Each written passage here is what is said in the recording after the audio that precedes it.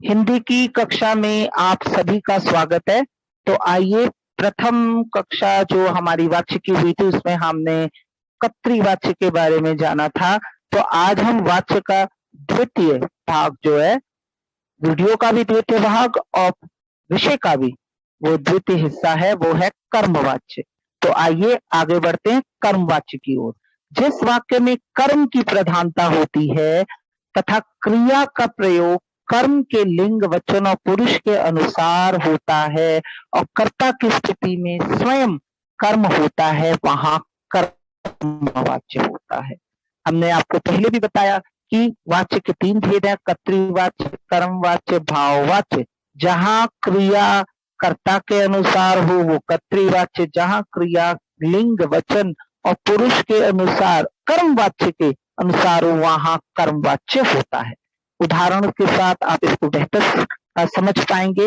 यह कहानी मेरे द्वारा लिखी गई। देखो, अब यहाँ यह कहानी मेरे द्वारा लिखी गई। अब कहानी क्या है? कर्मवाच्य, कर्म है, कर्म ऑब्जेक्ट है, एक वचन स्त्रीलिंग, ठीक है ना। मेरे यहाँ क्या हो गया? कर्ता है, पुल्लिंग है। अगर कर्म क्या है? एक वचन स्त्रीलिंग है, तो इसलिए लिखी गई क्या हो गई? क्रिया भी क्या हो गई? एक वचन स्त्रीलिंग। तो कर्म के अनुसार देखो क्रिया है, किसके अनुसार? कर्म के अनुसार। मालिन द्वारा हार बनाया गया, इस वाले उदाहरण में ज्यादा स्पष्ट होगा। मालिन स्त्रीलिंग, ठीक है ना, उसका पुल्लिंग क्या हुआ? माली। तो मालिन स्त्रीलिंग है, एक वचन है, तो क्रिया क्या हो गई? अब यहां देखो, क्रिया स्त्रीलिंग नहीं हुई है क्योंकि मालिन करता है और हार क्या है? कर्म, एक वचन क्या है और पुल्लिंग है, इसलिए क्रिया भी क्या हो गई? एक वचन पुल्लिंग। माने कर्म के अनुसार क्रिया, कर्म के अनुसार क्रिया, इसलिए वो कर्मवाच्य। उपयुक्त वाक्यों में क्रिया का प्रयोग कर्ता के अनुसार ना होकर इनके कर्म के अनुसार हुआ है, अतः ये कर्मवाच्य। अन्य उदाहरण भी दिए गए हैं, आप इसको अच्छी तरह देखें। मोहन के द्वारा लेख लिखा जाता है, हलवाई द्वारा मिठाई बनाई जाती है। अगर होता द्वारा हट जाता तो क्या होता? कर्तृवाच्य अगर होता तो हलवाई मिठाइयां बनाता है, हलवाई मिठाइयां बनाता है, ये कर्तृवाच्य होता। अगर जब हमने कह दिया हलवाई द्वारा मिठाइयां बनाई जाती हैं तो वो कर्मवाच्य। चित्रकार द्वारा चित्र बनाया जाता है, रूपाली द्वारा कढ़ाई की जाती है। कर्मवाच्य कुछ महत्वपूर्ण तथ्य कर्मवाच्य के, जिस तरह हमने आपको कहा था कि कर्तृवाच्य में क्या होता है? अकर्मक और सकर्मक क्रिया होती है, तो कर्मवाच्य में सकर्मक क्रिया होती है। कर्मवाच्य में कर्म उपस्थित रहता है और क्रिया सकर्मक होती है। कर्मवाच्य के वाक्यों में प्राय क्रिया जा का रूप लगाया जाता है, महत्वपूर्ण बात है, जाना धातु लगाया जाता है, ठीक है ना। तो इसके उपरांत आप देखिए कि यहाँ उदाहरण देकर इस बात का किया गया, दादाजी अखबार पढ़ते हैं, तो क्या हो गया? दादाजी द्वारा अखबार पढ़ा जाता है, जाना धातु लग गया।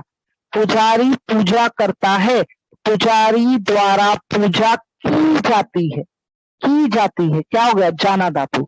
इस वाक्य में कर्ता के बाद से या के द्वारा का प्रयोग किया जाता है, जैसे तुलसीदास द्वारा रामचरितमानस की रचना की गई, कर्ता के साथ क्या लगा दिया गया? द्वारा। नौकर से गिलास टूटा गया, कभी कभी कर्ता का नोट भी रहता है, कोई जरूरी नहीं है कि कर्ता हो, कभी कभी कर्ता नहीं भी होता। जैसे पेड़ लगा दिए गए हैं, पत्र भेज दिया गया है। अब माली पेड़ लगाता है तो इसमें देखो माली नहीं है, कर्ता नहीं है, सिर्फ कर्म है। और देखो डाकिया पत्र डाकिया के द्वारा पत्र भेज दिया गया है, ठीक है ना। आगे देखे, कर्मवाच्य में असमर्थता सूचक वाक्यों में के द्वारा के स्थान में से का प्रयोग भी किया जाता है। असमर्थता मतलब क्या था? मैं असमर्थ हूं, मतलब क्या हुआ? ना वाले, नेगेटिव वाले, ऐसा केवल नकारात्मक वाक्यों में किया जाता है। जैसे मुझसे अंग्रेजी नहीं बोली जाती। नहीं है तो इसलिए यहां से लगा दी। मजदूर से यह भारी पत्थर नहीं उठाया गया, तो यहां से है।